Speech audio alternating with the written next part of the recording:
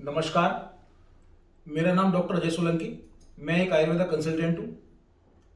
साथियों, मेरे पास बहुत सारे फ़ोन आए और मुझे बहुत अच्छा लगा। मुझे बेहद प्यार मिल रहा है आप लोगों का।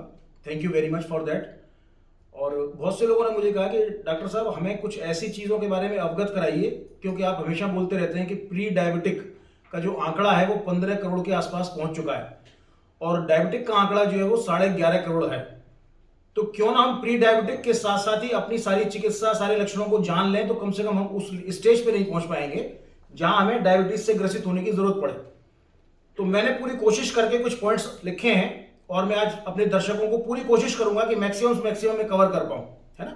लेकिन प्लीज मेरी गुजारिश है कि तब तक आप वीडियो के एंड तक बने रहिएगा। थोड़ा बोरियत हो सकती है आज की तारीख में, क्योंकि आपको लगेगा यार ये कौन सी चीजें पढ़ाई जा रही हैं। ये सर हमारा बीएमएस का कोर्स सारा होता है, उसमें जैसे डॉक्टर्स को पढ़ाते हैं, है ना। लेकिन आज मैं आपको स्पेशली सिर्फ इसलिए ये वीडियो बना के दे रहा हूं ताकि आप अपने लक्षणों को पहचान लेंगे तो आप कम से कम अपनी सुरक्षा और रक्षा दोनों चीजें कर सकते हैं। आयुर्वेद का जो आयुर्वेद का जो वाक्य है ना, वो यही है, स्वस्थ से स्वास्थ्य रक्षणम आतुर से विकार प्रशमनम च। यानी कि स्वस्थ व्यक्ति के स्वास्थ्य की रक्षा करना और जो रोगी है उसके विकार को खत्म करना। तो मुझे बेहद खुशी है कि कुछ अवेयरनेस वाले लोग आए मेरे पास, जिन्होंने काफी फोन आए मेरे पास, जो बहुत ज्यादा अवेयर है अपनी हेल्थ को लेकर के। उन्होंने कहा कि हमें तो आप ऐसी चीज बताइए जिससे हम लक्षणों को पहचान लें और हम रोग ग्रसित होने से पहले ही अपना सारा ट्रीटमेंट वगैरह कर लें और हम अपनी पूरी प्रिकॉशन रख के सारा काम कर लें, because precaution is better than cure. तो मैं शुरुआत करता हूं सबसे पहले लक्षणों में। नंबर 1 लक्षण है पॉलीयूरिया, यानी कि बहुत ज्यादा मात्रा में आपको यूरिन की शिकायत रह सकती है और ये यूरिन ज्यादातर लोगों को रात्रि के समय होता है। यदि रात्रि के समय उठ करके आपको बार बार पेशाब जाना पड़ रहा है तो आप समझ लीजिए कि आप कहीं ना कहीं डायबिटीज के शिकार हो सकते हैं, राइट। तो आपने इसको ध्यान रखना है।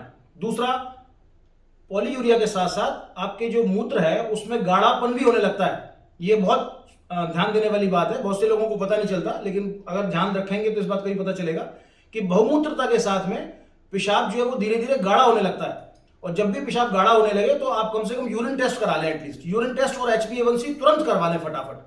उससे ये हो जाएगा कि अगर आप प्री डायबिटिक होंगे तो भी आपको पता चल जाएगा, अगर डायबिटीज की कोई शिकायत नहीं होगी then you will be free from your mind also. तो आप फ्री होकर के अपना आराम से रह सकते हैं। और अगर थोड़ी बहुत ऊपर नीचे हो भी रही होगी तो आप उसको सिर्फ और सिर्फ केवल और केवल आहार विहार नियम संयम पे रह करके बिना किसी उपचार के, बिना किसी मेडिसिन के 100% ठीक हो सकते हैं। ये मेरी गारंटी है। ऐसा कुछ नहीं है कि आप अगर प्री डायबिटिक हैं और आपको लग रहा है कि मैं डायबिटीज की तरफ जा रहा हूं और मुझे पूरी तरह डायबिटीज नहीं है तो वो डायबिटीज आपको हो ही जाएगी, ऐसा कभी नहीं होता। दूसरा पॉइंट आता है पॉलीफेजिया, बहुत ज्यादा भूख लगनी शुरू हो जाएगी। अगर आपको बहुत ज्यादा भूख लगती है तब भी आप प्री डायबिटिक हो सकते हैं, तब भी आप डायबिटिक हो सकते हैं। तीसरा पॉइंट आता है कि एक्सेसिव थर्स्ट, बहुत ज्यादा प्यास लगेगी आपको, बहुत ज्यादा प्यास लगेगी, मुंह सूखेगा, बार बार मुंह सूखेगा, तब भी आपको डायबिटीज की या प्री डायबिटिक की शिकायत हो सकती है ना। तब भी आप अपना HbA1c जरूर करवाएं। अनयूजुअल वेट लॉस, कभी कभी क्या होता है कि आदमी बिल्कुल नॉर्मल होता है, एकदम से उसका वेट लॉस होना शुरू हो जाता है, या अनयूजुअल वेट गेन भी हो सकता है कई बार, है ना।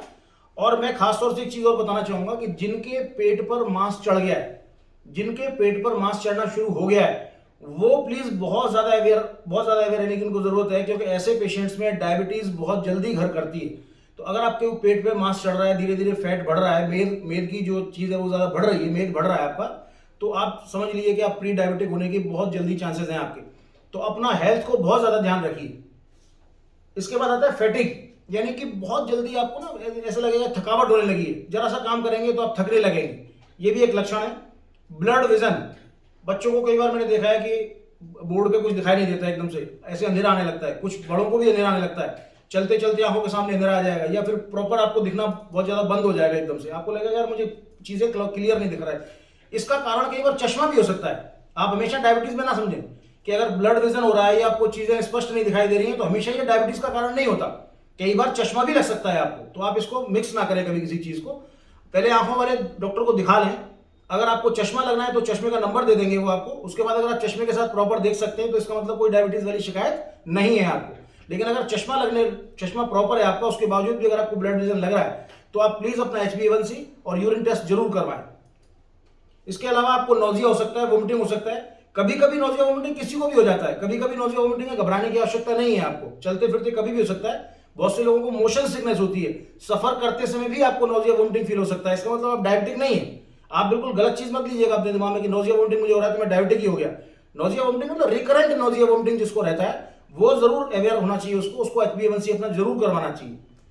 लेडीज के केस में जो वेजाना पे इन्फेक्शंस बहुत ज्यादा जल्दी जल्दी लगते हैं, बहुत जल्दी इन्फेक्शन लगना शुरू हो जाता है, बहुत जल्दी जल्दी। इसका मतलब है कि आप कहीं ना कहीं किसी चीज के शिकार है, और चूंकि यूरिन में भी शुगर की मात्रा ज्यादा जाती है तो वेजाना पे बहुत जल्दी जल्दी इन्फेक्शन लगना स्वाभाविक हो जाता है। तो मेरी गुजारिश रहेगी ऐसी माताओं बहनों से कि वो 100% अपना एक HbA1c और एक यूरिन टेस्ट जरूर करवाएं।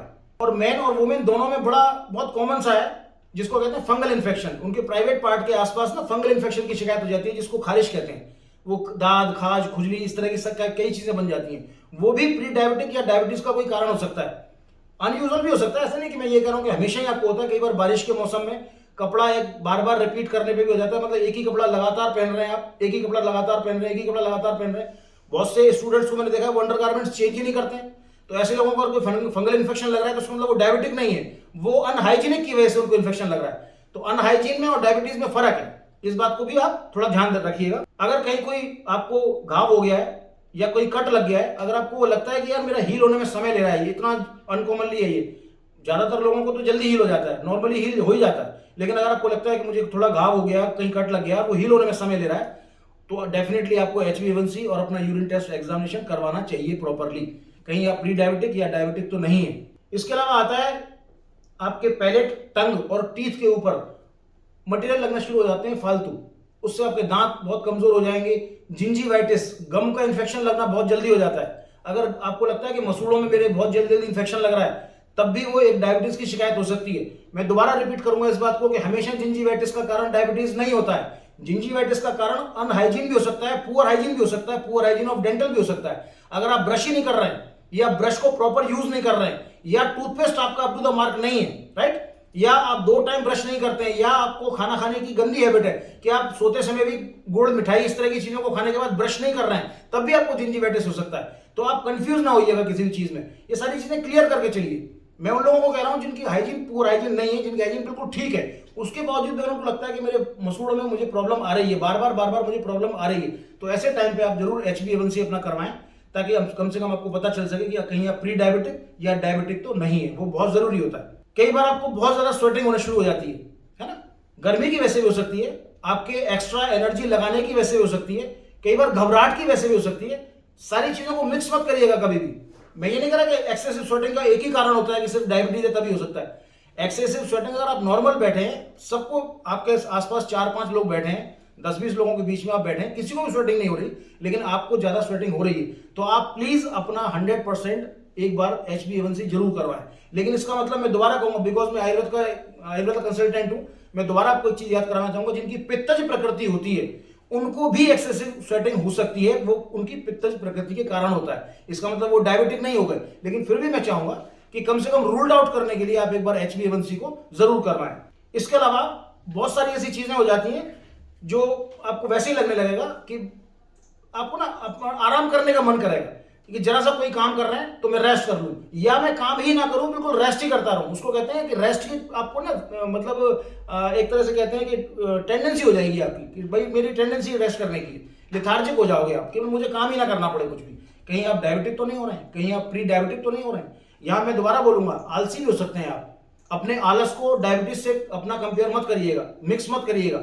अगर आप आलसी हैं, अगर आपके हैबिट में हैं ये शुरू से ही, बचपन से ही, तो वो डिफरेंट स्टोरी हो जाती है। लेकिन अगर आप पहले बहुत एक्टिव रहते थे और अब एकदम से अचानक आपको ऐसा लग गया है कि मेरी जो टेंडेंसी है वो इस तरह की हो गई कि मुझे रेस्ट करना है, तो प्लीज आप अपना HbA1c जरूर करवाएं। इसके अलावा हैवीनेस ऑफ इन बॉडी में हैवीनेस भी रह सकती है आपकी। कभी कभी ऐसा रहता है कि मेरी बॉडी ना बड़ी हैवीनेस रहती है, जैसे मैं कुछ भी नहीं कर रहा लेकिन फिर भी मेरे को हैवीनेस बहुत ज्यादा है, तब भी आप डायबिटिक हो सकते हैं।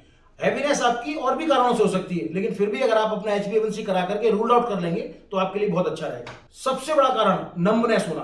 आप बिल्कुल नॉर्मल है, पहले आपको कभी कोई दिक्कत नहीं होती थी, लेकिन अचानक आप देख रहे हैं मेरे हाथ, पैर, सोल में, तलवे में नंबनेस शुरू हो गई है, अचानक नंबनेस शुरू हो गई है।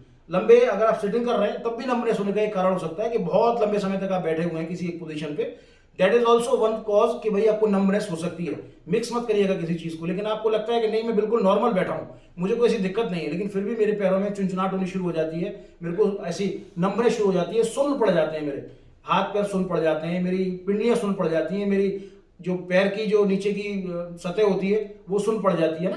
तो अगर आपको इस तरह का कोई भी लक्षण आ रहा है तो आपको 100% अपना HbA1c करा करके एक बार डायबिटीज की रूल आउट जरूर करना चाहिए, राइट।